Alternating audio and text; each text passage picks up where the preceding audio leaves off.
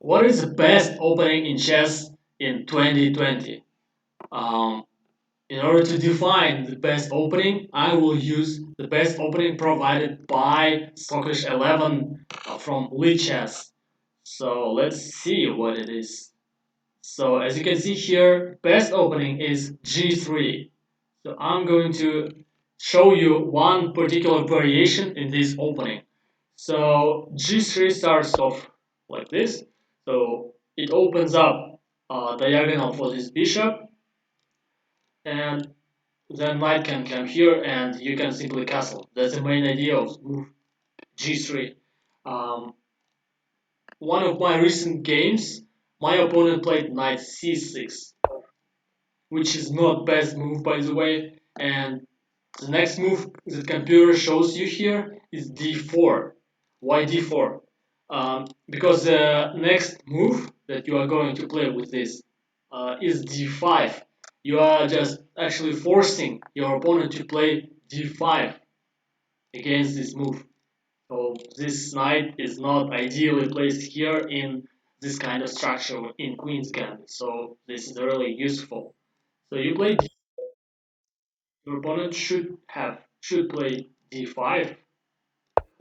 My opponent did actually, and next thing here is knight f3, which is very important. If you will not play knight f3, then your opponent has idea of playing a knight f6 first and then e5, simply grabbing the center. So knight f3 should be played. By the way, um, my opponent played in his game e6. This is like a classical Catalan structure. So you just follow your basic idea, just develop your pieces, and then go for castle here. In my game, my opponent played knight f6. Simply the same ideas. You're trying to castle, your opponent trying to castle. Then here, another idea of this Hungarian opening is actually attacking this pawn structure using this bishop and some pawns here. So a good move here to consider is c4. No, I'll actually turn off because depth is not enough. Depth is not good enough. I will mostly rely on here, which is opening explorer. So c4, I'm basically attacking this pawn. Um, as you can see, most popular move here is castling. So we'll follow this line.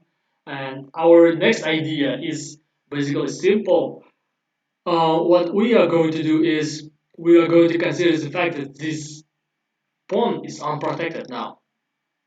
And another fact to consider is that this bishop has no good squares. If you go here, then your opponent can play simply h6 and you'll be forced to trade or come back, which is not good for you. So you should place this bishop ideally here so that it will protect this pawn and enhance control over the center. So this is how it works. So the best move in this position is b3. Um, then your opponent could play something along the lines of knight e4, simply grabbing center, this maintaining this weakness. So the next thing you do is you do not play knight d2 immediately because then your opponent can play this move, um, annoying your queen. Actually, look at this here. Then you are forced to play something like this. Then it's not comfortable for you to play like that. Then this knight comes.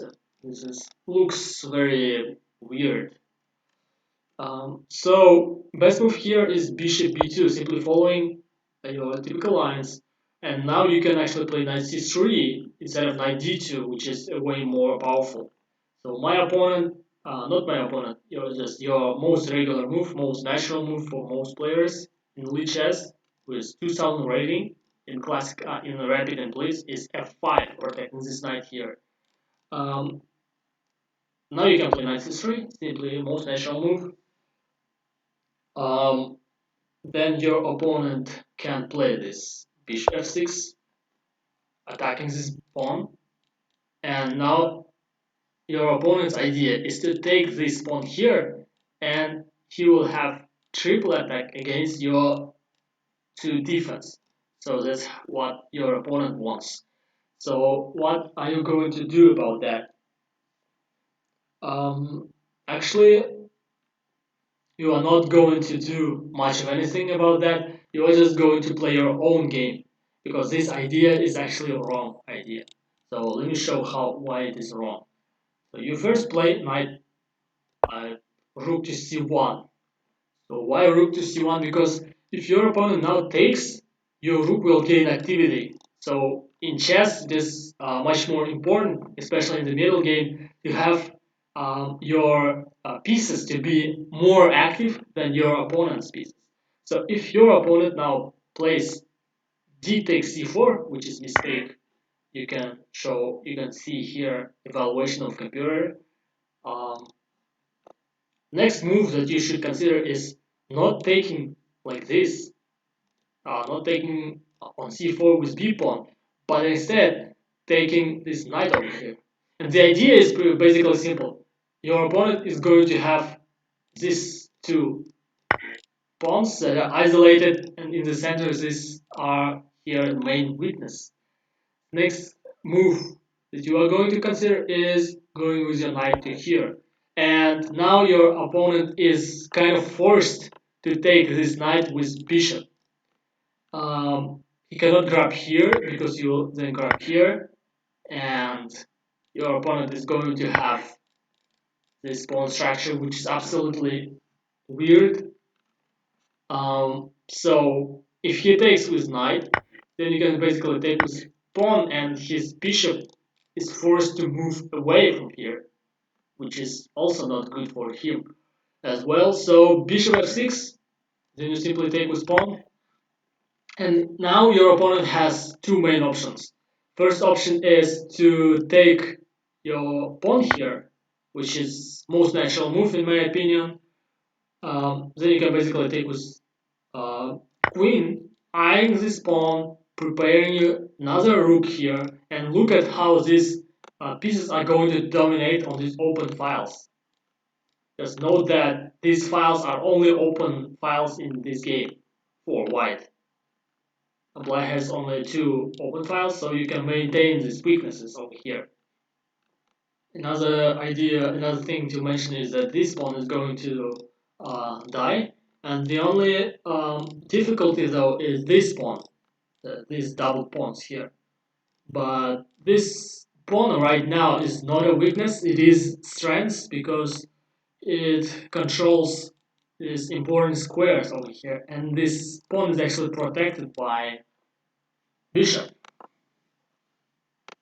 Um, Here, yeah. And other idea is that your opponent can take here with queen first, and when you recapture, he will take the here with his pawn so that your queen cannot go here, eyeing this pawn. That's another idea. So that's it for this variation of Hungarian opening. This was variation G3, knight c6. If you ended up liking this video, leave a like and consider subscribing. It's free and it can always change your mind.